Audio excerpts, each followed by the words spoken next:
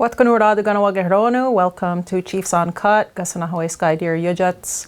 And this is, I think, my first time doing Chiefs Uncut this time in the term. I did actually do an update to the community on September 29th, my quarterly updates, but it doesn't mean I can't use this as a platform to also inform on the different things going on at the Mohawk Council of Kahnawake.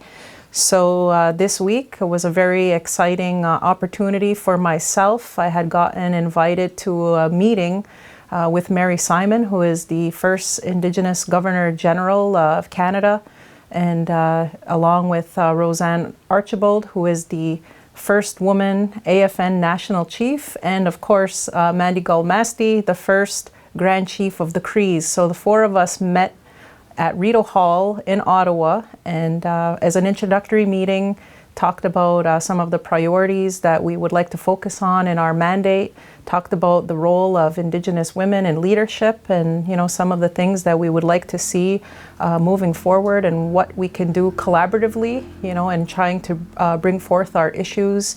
So of course, reconciliation was a main theme that we discussed.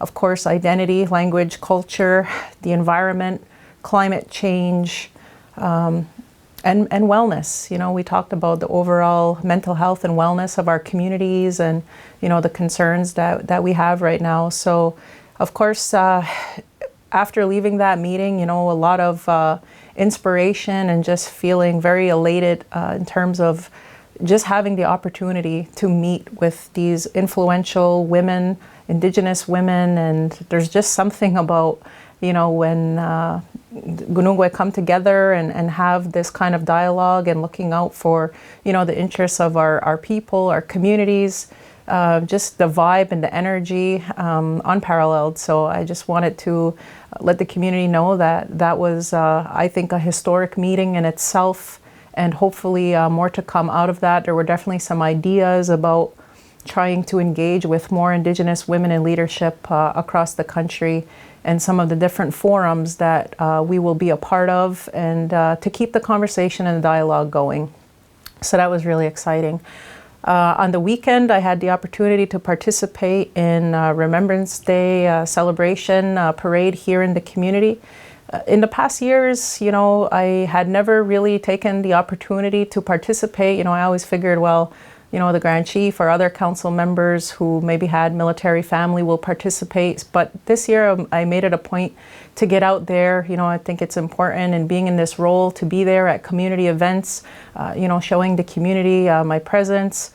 I wasn't really expecting to do a speech, but nonetheless, I was called up to say a few words, and understandable, and did get a chance to lay a wreath.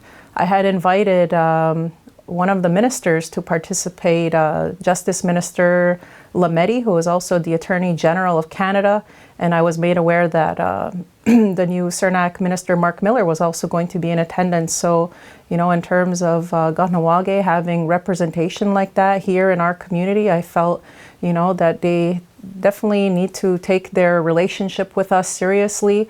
Although there was some shoulder or elbow rubbing, so to speak, I did take the opportunity to present Minister Miller with a letter, of some of the concerns that we have in terms of lands, and the lack of movement on some of the files that we've had in the last couple of years, more specifically the Kahnawake-Canada relations, the Seigneury of Sault Ste. Louis file.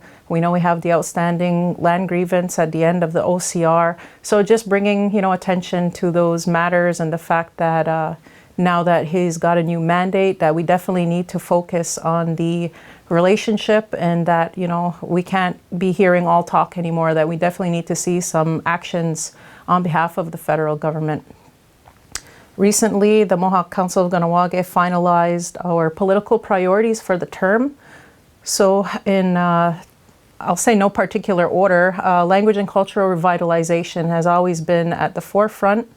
We know that there's an ongoing project and a fundraising or capital campaign for the Cultural Center Museum Theatre, and of course all of the different initiatives and actions here in the community that we know is at the foundation of our identity and who we are, and that we need to ensure that those programs and services are continued and enhanced, and There's definitely new ideas that I'm aware of that come to the Language and Culture Network, which now Jessica Deodista Lazar is now the portfolio chief, but nonetheless I'm still passionate about it and still want to continue my involvement. Social supports and well-being is another priority. We definitely know we need a housing strategy to adequately address the community's needs. We definitely want to establish like a holistic and comprehensive approach for social development and overall well-being. And obviously, we're still in the midst of COVID, and that we know that overall mental health and wellness plan is needed for our community as we move through this. Hopefully, we're starting to see now that measures and things are kind of getting diminished, and that hopefully what that state of normalcy or the new normal, that we're gonna get there and we'll be able to move forward. And of course, the external government relations, as I just mentioned, and relations with ministers. I do have an upcoming meeting again with Minister Ian Lafreniere, Quebec Indigenous Affairs Minister. I know in the last little while there was some, I guess, anger on behalf of the council, even the community, with regard to Quebec politicizing the Montreal Canadiens land acknowledgement.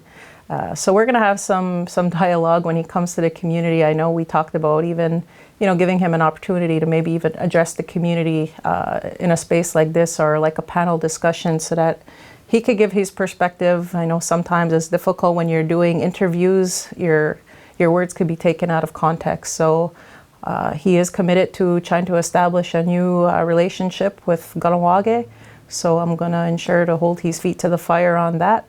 And as mentioned earlier, resetting the relationship with Canada. So there's definitely a lot going on at current. We've been doing some community engagements. We had 2 sessions that took place at the Golden Age Club Green Space in the month of October, and at current coming up, or we had one last evening, and again this coming Saturday, engagements on the Leon Lajoie burial issue. There's a questionnaire that we're asking the community to fill in. So although we're going to be sitting there for 3 hours, everybody can come in and have an opportunity to engage with the council. I think, we're looking for direction on this issue and to see where, the broader community feels. We've been engaging with the community group that had been outside of the church over the summer months. Heard from some of the people in the congregation, but, I think the broader community also has to weigh in on this matter. So, as mentioned, a lot going on in the month moving ahead, November. I am invited to participate in the Grand Economic Circle. It's bringing together representatives from all of the First Nations across Quebec to look at the economy and where we're at.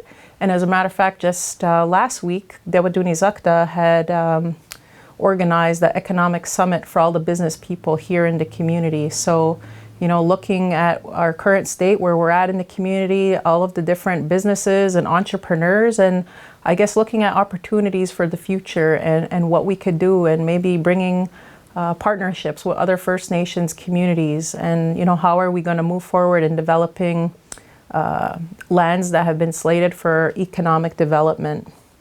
So I know that was a lot. Definitely, look forward to utilizing these platforms to keep the community informed of different topics and things going on. So with that, I will keep it there for now, and not to take too much of your time, but thank you for tuning in. When we'll see you the next time, the next update I do. Tanya Wanaganyawa.